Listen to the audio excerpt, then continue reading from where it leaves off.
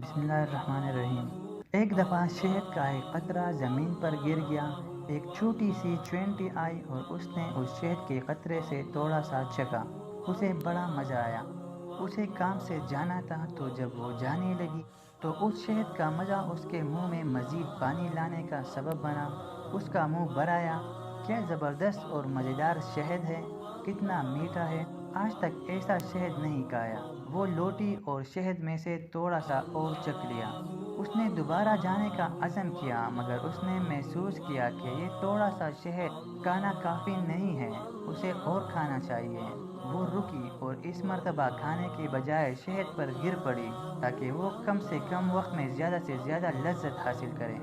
वो चींटी शहद में गोता जन हो गई और लुत्फ़ अंदोज़ होने लगी, मगर अफसोस कि वो शहद से बाहर न निकल सकी। शहद की चिकनाई की वजह से उसके पैर ज़मीन से चिपक गए थे और इसमें उन्हें हिलाने की ताकत न रही। वो शहद में रह गई, यहाँ तक कि वो उसी में ही मर गई। उसकी लज्जत अंदोज़ी ने शहद को ही उसकी कब्र में तब्दील कर दिया।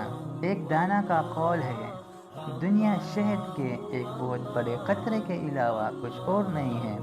बस जो भी इस कतरे शहद में से थोड़ा खाने पर इक्तफा करेगा, वो निजात पाएगा, और जो भी इस शेरनी में खूंटा जन होगा, हलाकत उसका मुकद्दर बन जाएगी। अल्लाह हम सबको समझने की तौफीक अता फरमाए, आमीन।